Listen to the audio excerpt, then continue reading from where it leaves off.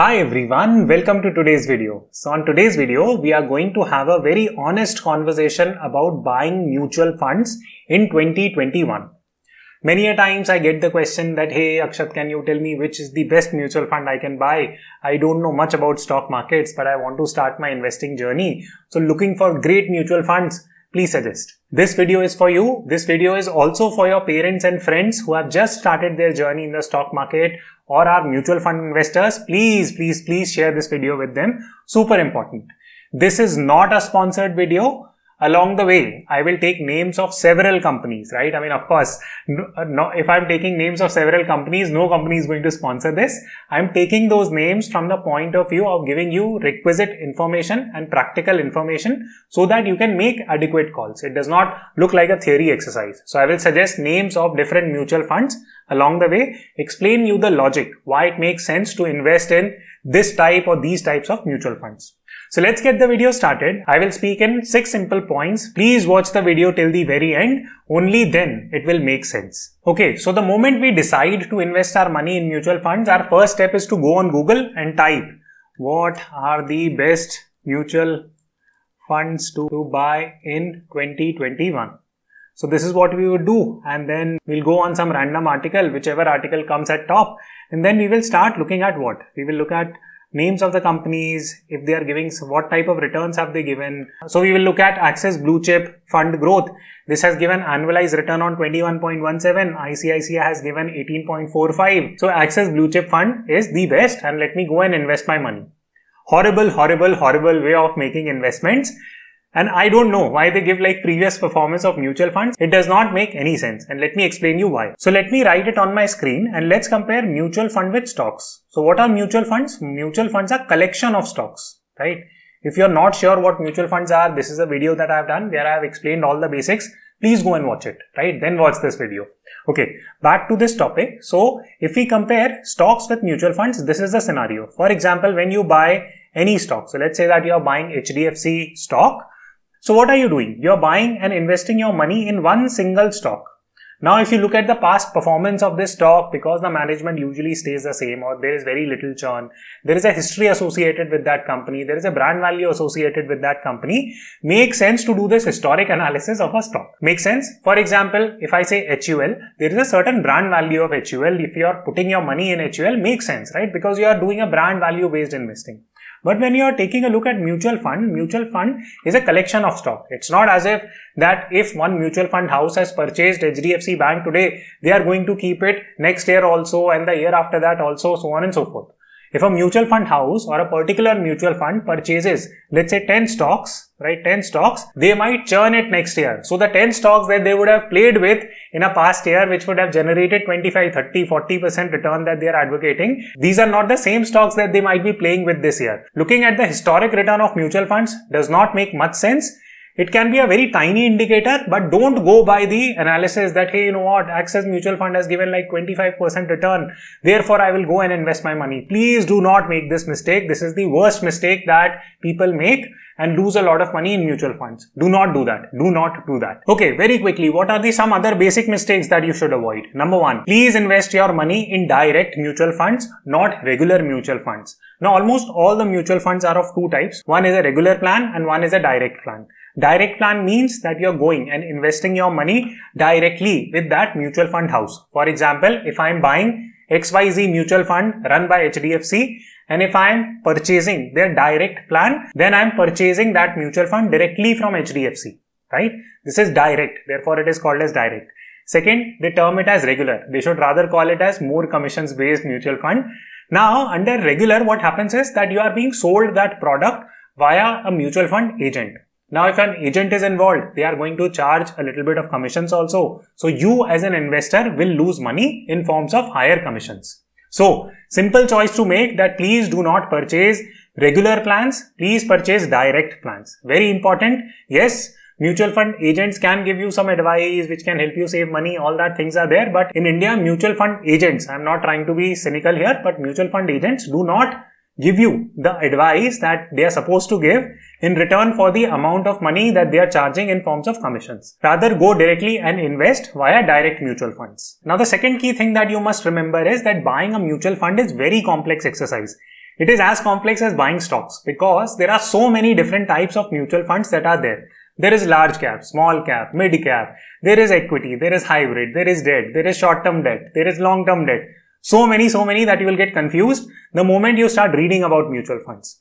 So what should you do? So you should follow these following 5 different types of points that I am trying to outline now so that it helps you understand what type of purchases you should make in the mutual fund industry. So the first type of mutual fund investment that you can make is that you can go and invest in an index-based mutual fund. So let me very quickly explain what index-based mutual funds are.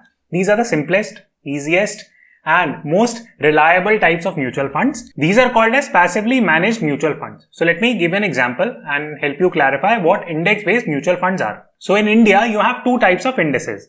One is called as Nifty 50, right? And one is called as Sensex. Now what is Nifty 50? Nifty 50 is essentially a collection of top 50 companies in India.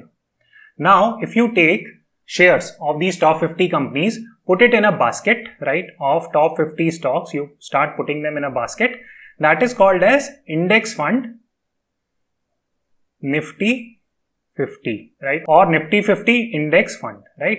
Now, different companies, for example, these will be companies like ICICI, SBI, all of them will have their own variant of this index fund. At the end of the day, you are buying the same instrument, no difference at all. You would say that, okay, Akshat, what is the primary advantage of buying index funds?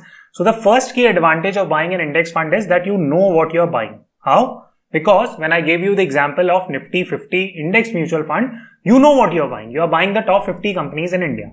So you are at least understanding the product that you're buying. Number 2 advantage of index funds are that these are passively managed mutual funds. Therefore, the commissions are low. Commissions can be exit load, entry load, bunch of different things, but there is a very important commission which is called as expense ratio, right? Expense ratio. Now, expense ratio essentially means that if you are paying 100 rupees to a mutual fund, then the mutual fund might take out, let's say, 1 rupee for the salary of the fund manager and all the other people who are involved in terms of running that mutual fund. Index funds are passively managed. So passive management of mutual fund means that it's not as if that the mutual fund manager will need to sit and research what to buy, what to sell, all that stuff. No, they don't need to do any of that stuff. All they simply need to do is just mirror the Nifty 50 index and be done with it. Therefore, their team size is low. They don't need to rent too many offices. They don't need to run AC all day, all that good stuff. Therefore, the expense ratio of these index fund is low, right? Very important concept. This is the second key advantage. The third key advantage is that the risk-reward equation makes sense, right? What do I mean by risk-reward equation? For example, if you go and buy small cap funds, the chances are that you might make 30% return. The chances also are that you might make negative 30% return. Why? Because with small cap funds, the risk is very high. These are highly volatile stocks that you are purchasing. If the market is doing well and if those companies are doing well, you might make a lot of profit. Similarly, you might make a lot of loss. So the risk-reward equation is that high risk, high reward type. Now, the risk-adjusted return that you should be getting from your mutual fund should make sense, and index funds are good instruments from that angle.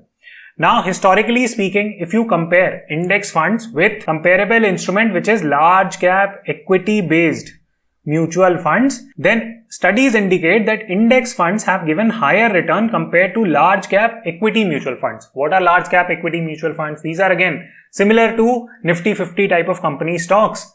But in that case, the fund manager is sitting and doing a lot of analysis and is actively trading. Therefore, large cap equity based mutual funds are considered to be active mutual funds. Index funds were called passive mutual funds. So I hope this helps you understand the key advantages of index fund, that you know the product that you are buying, you are paying lower commissions, and your risk reward equation makes sense. So now you might ask me that, okay, Akshat, index fund, same type of people are selling index fund, whether it's HDFC, whether it's SBI, whether it's ICICI. So which company should I prefer? You should prefer a company that has the lowest expense ratio.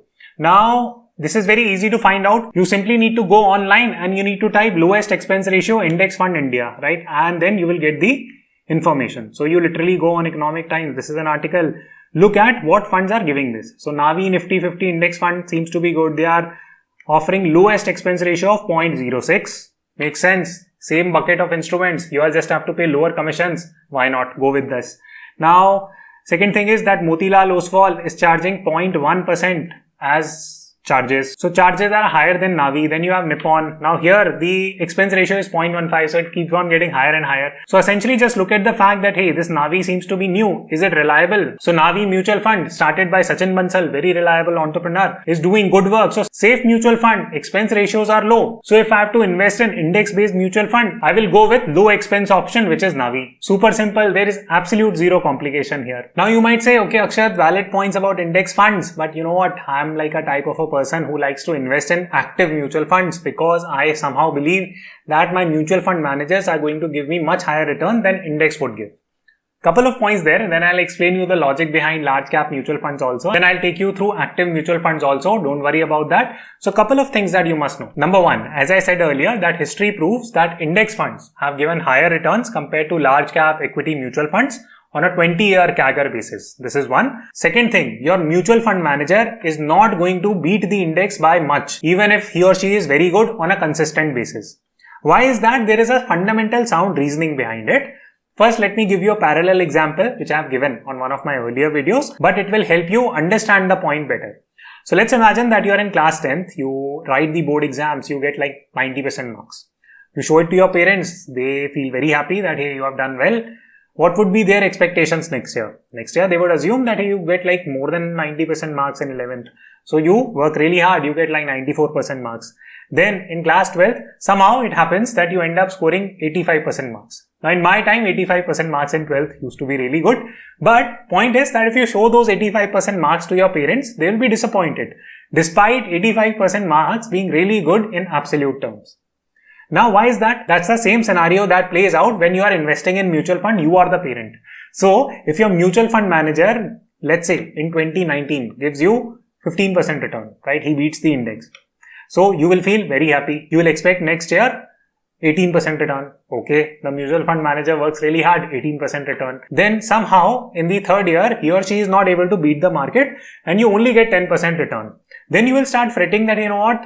This person used to give me like 15%, 18% return. Now I'm only getting like 10% return. So your mutual fund manager will never inflate your expectations. Otherwise, they will have to constantly beat their own performance and it's easier for them to keep on hitting that 10-12% index benchmarking return compared to giving you 20-25% return consistently. This is a very important concept. Now you can make a call whether to invest in actively managed mutual funds or passive mutual funds. Now I'm not trying to say that all mutual fund managers are bad. I'm just trying to tell you a general rule. With that said, let's discuss large cap equity based mutual funds also. So in case you are looking at large cap equity mutual funds, ET Money has a very good collection. You can take a look at the entire website and you can start comparing different mutual fund options in the large cap segment. Large cap essentially means bunch of really good companies. Now you have Canara Robeco. First thing, what do you need to see? Expense ratio, right? So 0.36. Then you look at Kotak 0.87. You can look at Axis 0.46. Similarly, if you scroll down Edelweiss 1.09, honestly no point going and subscribing to mutual funds where your expense ratio is more than 1% for large cap. You will lose so much money in commission. So please don't opt for mutual funds where the expense ratio is very high. So here you can simply go for any of these mutual funds. So what is the next factor that you need to keep in mind? So let's look at Canara 1. Now you need to scroll all the way down. Don't worry too much about what the historic returns have been. Again, we have done that discussion. So you need to go down and you need to take a look at stock holdings. So you'll see, okay, some really good companies. You have HDFC, ICICI, L&T. These are names that you would have heard. And this portfolio makes approximately like 50-60%. So good portfolio going into good companies that you understand. So number one, you must understand what companies your mutual fund manager is buying. This is the number one thing. Second, you should look at the sectoral focus. For example, Canara's equity fund is 34% concentrated on the finance sector. Okay. Now, if you're someone who believes in tech more, then probably this is not the mutual fund for you. You should go and invest your money in some other large cap equity mutual fund. Right? This is again very important point. Even if you do these two things, these three things rather. One, look at the expense ratio. Number two, look at specific stocks. 3. Look at sector allocation. If you do these three things, you will be able to make much wiser choices.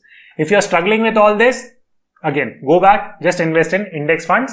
You are good enough. You will already be diversified. So essentially in terms of buying a large cap, I can't give you a recommendation because I don't know which sector you would want to invest in. Would you want to invest more money in finance? Then yes, this particular Canara Robeco blue chip equity mutual fund might work really well.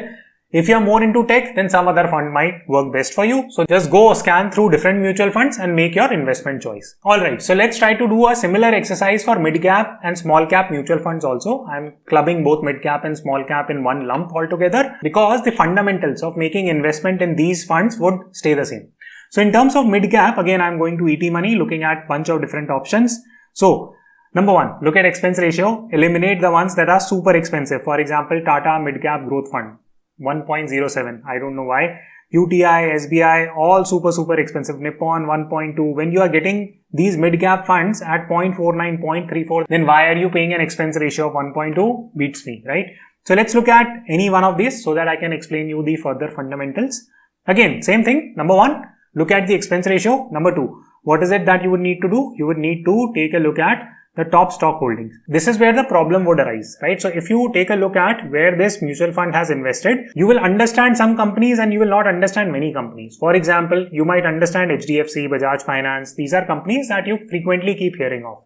But you might not have heard of Crompton Greaves, or you might not have heard of Astral Polytechnic. So with mid-cap and small-cap, if you are a novice investor, then chances are that you do not know where your money is going. Okay. Super risky proposition because you are literally trusting someone with your money blindly, literally blindly. That's one. Second thing, if you actually aggregate all this, these are the top holdings, right? This entire aggregation will not come out to be more than, I think, 30%.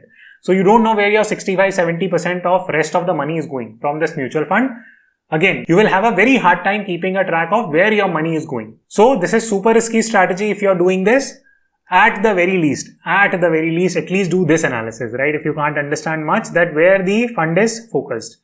Now this fund, Axis Midcap Direct Plan Growth, this is a highly diversified fund.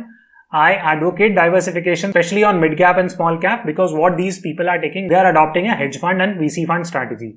That, hey, go and invest in a bunch of companies. At least some of these companies will make really big and the winners will compensate more than enough money for the losers. So that is the reason why I would advocate, if you are investing in mid-cap and small-cap, be super diversified. It's completely fine, and invest in mid-cap and small-cap mutual funds that are very diversified. If you invest in a mid-cap or a small-cap that is like, let's say 70% diversified only in chemicals industry, and if something bad happens to chemicals industry in mid-cap and small-cap, what will happen? Mid-cap and small-cap firms are very small. They also usually have debt. So they will just go under, right? Or you will lose all your money. So please don't make that mistake. Stay diversified. This is the key principle that I wanted to highlight. Now the fourth type of mutual fund are called as debt mutual fund, DEBT. Debt mutual funds. So debt mutual funds are what? So essentially there are two types of things. One is equity, one is debt, right?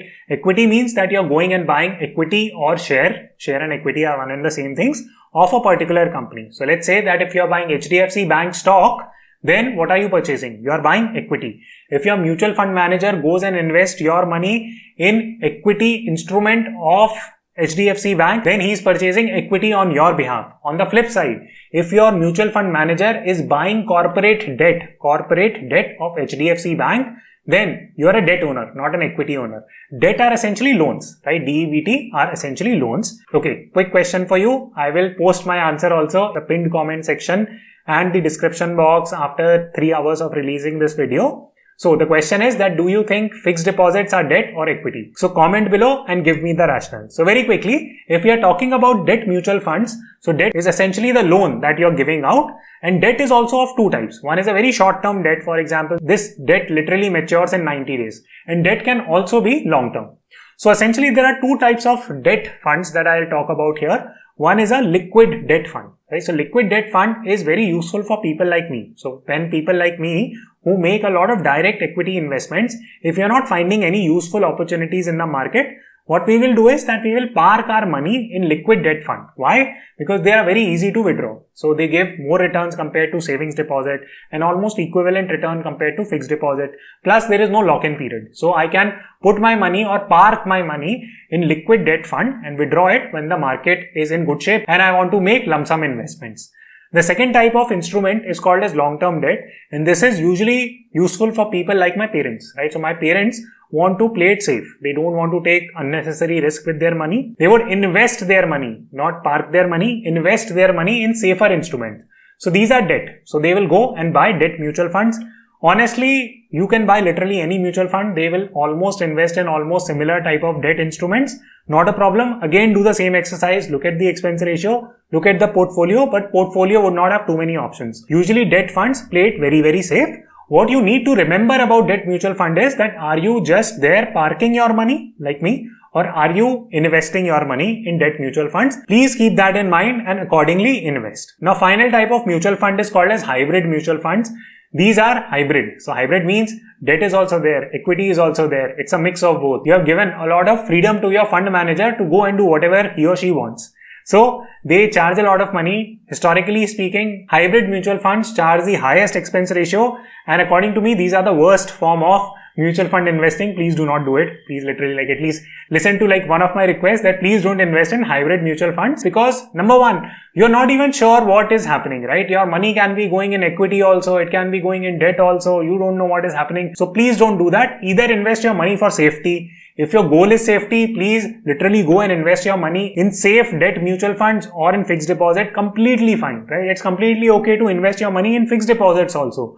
If you are risk averse, right? And you understand that, hey, I am risk averse person. I don't need to do that. Second type of investor would be that, hey, I am like a growth oriented investor. So invest in equities and index funds. So please understand what is it, with what goal you are investing your money, right? Don't let people manage your money on your behalf without even you realizing where your money is going. This is a very important statement, and I will say it out slower, that if you don't know what you are doing with your money, then other people will make money out of your money. So don't do that. Don't put yourself in that situation. Please rewind this video, watch it multiple times, show it to your parents, show it to your friends, so that they understand very basic concepts around mutual fund investing, because all of us would invest in mutual fund at some stage, right? We would be investing. I also used to invest a lot of money in mutual fund. Now I mostly do direct equity based investing or index investing or liquid debt fund investing. But when we are starting out, this becomes like a very important component for us to keep in mind so as to preserve our financial sanctity. So from that perspective, at least learn the principles that I have taught you through this video. Share it with your friends. Please give it a thumbs up, and I will see you the next time.